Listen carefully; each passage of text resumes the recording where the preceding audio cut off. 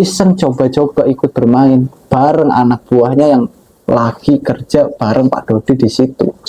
Bisa lepas, bisa Wak, walaupun karena terpaksa, tapi kan yang penting bisa terlepas dan tidak kembali lagi ke hal seperti itu.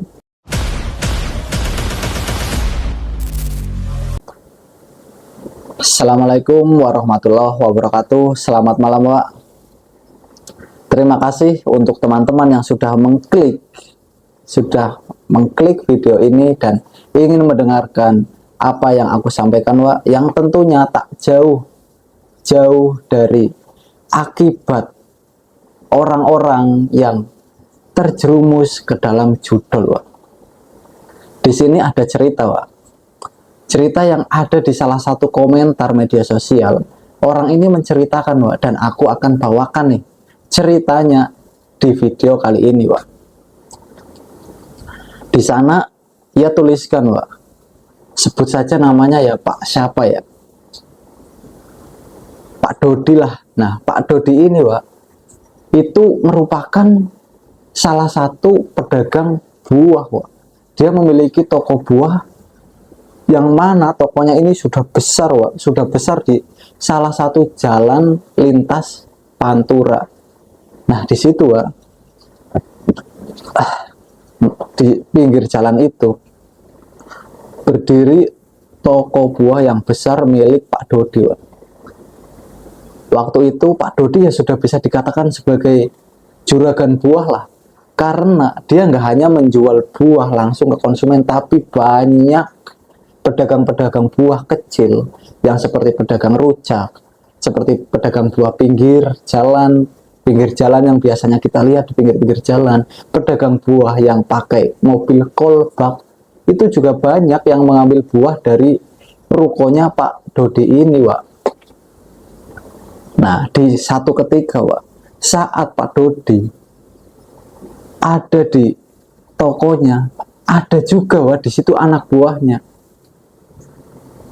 Entah mengapa aku juga heran, kenapa Pak Dodi ini merekrut anak buah yang bermain judol. Aneh Wak.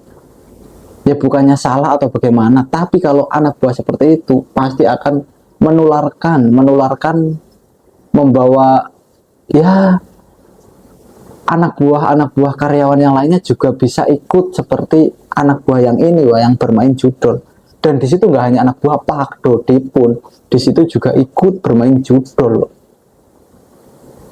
Yang mana endingnya Pak Dodi ini dari yang toko buahnya besar nggak tersisa satupun, hartanya nggak ada, malah yang ada dia hutang ke saudara-saudaranya untuk melunasi hutang. Nah di sini Pak, ceritanya begini.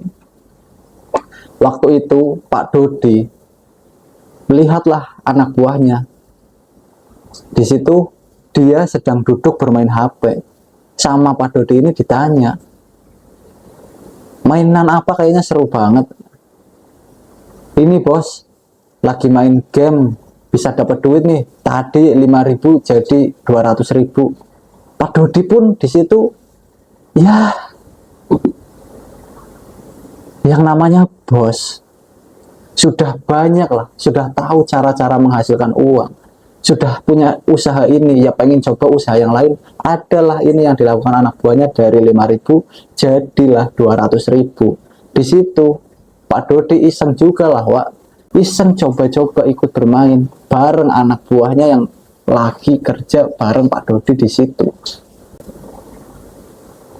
Nggak butuh waktu lama Wak, nggak nyampe 1 tahun, gara-gara kenal judol dari anak buahnya ini, ruko buah Pak Dodi, dagangannya, buah-buahnya semua sudah habis. Di situ dia cerita Wak, karena saking butuh uangnya, saking nggak ada duitnya, adanya hanya buah-buah. Di mana buah nggak bisa lah buat deposit. Di situ buah ini Pak Dodi yang tadinya seperti semangka, duren, semangka yang awalnya dijual lah 80.000, karena biar laku, cepet laku, Pak Dodi ingin duit, dia jual lah jadi setengah harga Wak. Di situ orang-orang yang melintas lihat, ambil murah, bahwa Pak Dodi uang hasil jualannya itu udah nggak untung, dia gunakan untuk bermain judol. Yang harusnya dari buah semangka ini yang harganya 80.000, mungkin Pak Dodi bisa mendapatkan untung sebesar 20.000. Di situ sudah rugi, Pak Dodi malah mainkan uangnya untuk judi. Karena pada waktu itu Pak Dodi ini menuliskan, dia bercerita di situ, waktu itu dia sudah mulai kecanduan, Pak. Ya karena dia katakan gamenya unik, lucu, gambarnya lucu-lucu, warna-warni, juga bikin Pak Dodi senang, terhibur pada waktu itu. Pada awal-awal Pak Dodi ini nggak berasa, Pak, kalau uangnya sedikit demi sedikit. Waktu itu yang mana asetnya masih banyak, ya uang 1 juta sama Pak Dodi ini nggak berasa, Pak. Yang lama-lama semakin habis dan habis, nggak berasa lah. Di situ Pak Dodi mulai nggak menyangka, Pak. Hanya dari game yang ia kenal dari karyawannya, usaha yang ia bangun bertahun-tahun, yang dari kecil sampai usahanya sebesar itu bisa hancur. Di sana Pak Dodi ketika hancur, ketika usahanya nggak ada, dia mulai sadar, ya ini, Pak, penjudi akan berhenti ketika semuanya sudah nggak ada yang tersisa lagi, nggak ada yang bisa dimainkan lagi. Disitulah berhenti, bukan karena sadar pada waktu itu. Pak Dodi itu berhenti karena nggak ada lagi, nggak ada aset lagi. Mau hutang, mau pinjol, waktu itu Pak Dodi nggak tahu caranya. Untung aja nggak ada yang ngasih tahu. Yang tahu ya Pak Dodi pinjamlah ke saudaranya. Dan pada saat itu saudaranya tahu Pak Dodi ini bermain judol, bermain judi slot, usahanya hancur, ya sudah nggak ada yang percaya lagi, Pak. Di situ juga Pak Dodi sempat merenung, menyesal akan tindakannya bermain hal seperti itu, Pak. Tapi untungnya setelah 2 tahun berjalan sampai saat ini, sampai hari ini, di mana pada saat itu Pak Dodi ini menuliskan ceritanya, dia membagikanlah ceritanya, akhirnya dia bisa lepas, bisa, Pak, walaupun karena terpaksa, tapi kan yang penting bisa terlepas dan tidak kembali lagi ke hal seperti itu. Dia mengatakan, Pak Dodi mengatakan, untuk semuanya, siapa saja, nggak miskin, nggak kaya, nggak di desa, nggak di kota, janganlah sampai-sampai mengenal yang namanya judol slot. Itu yang Pak Dodi sampaikan. Dan untungnya setelah usahanya hancur, setelah toko buahnya nggak ada lagi, di situ masih ada saudaranya, Pak, yang mau memberikan modal ke Pak Dodi. Tentu modal yang nggak seberapa, yang dimana Pak Dodi ini harus memulai lagi usahanya dari bawah lagi, Pak. Bisa dikatakan ini nggak hanya dari bawah, Pak.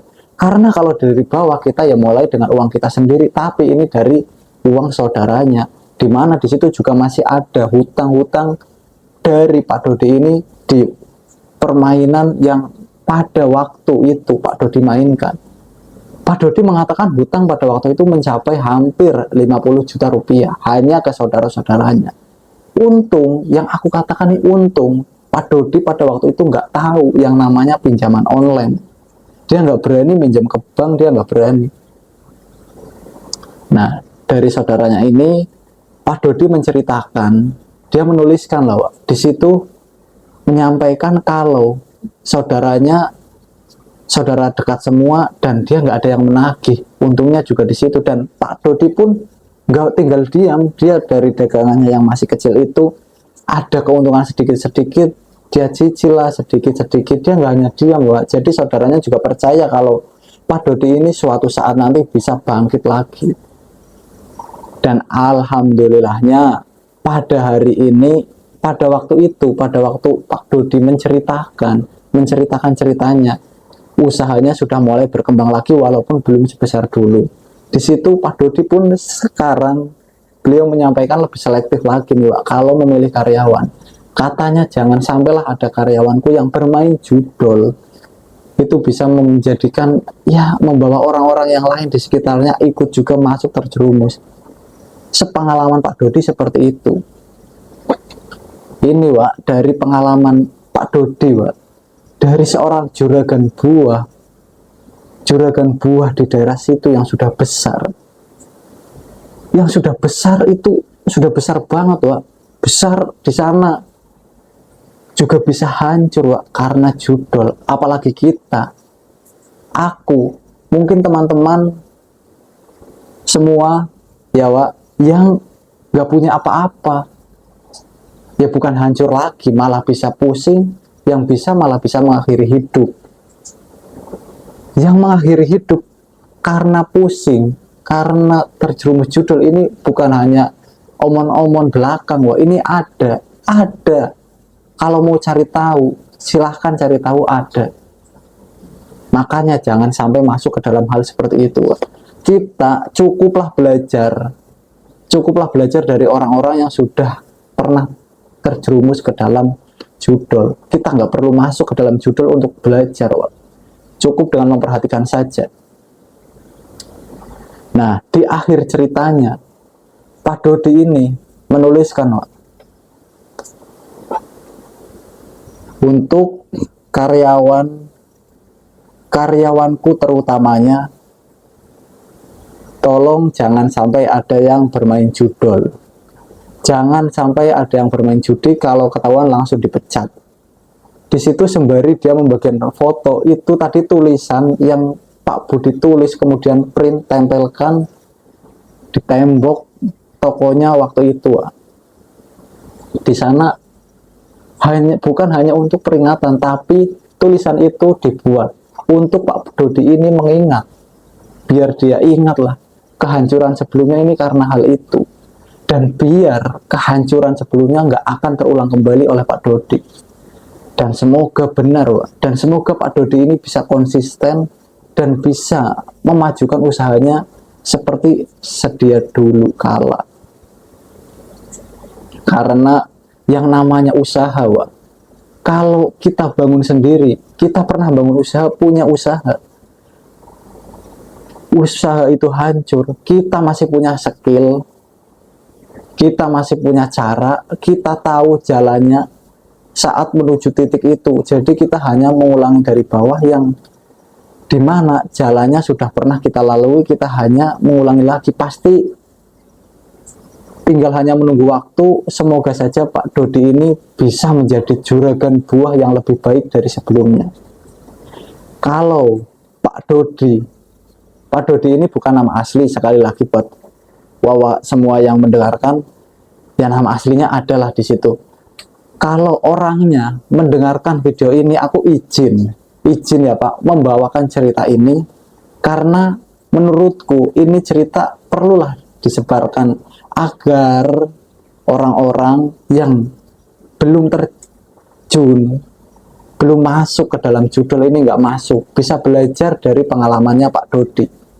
Itulah tujuanku, Wak. Tujuanku membuat video seperti ini. Dan orang-orang yang sudah terjerumus ke dalam judol, orang-orang yang sudah masuk ke dalam judi online, slot terutamanya, di situ semoga bisa berhentilah, jangan sampai hancur, ikhlaskan kekalahan yang sudah masuk. Ya itu sajalah. Mungkin ini kalau teman-teman mendengarkan ya hanya bicara apa sih, ngomong apa sih, cerita apa sih, kok cerita kayak gitu nggak menarik banget. Ya nggak masalah, aku bikin video ini untuk ya sekedar memberitahu, mengedukasi.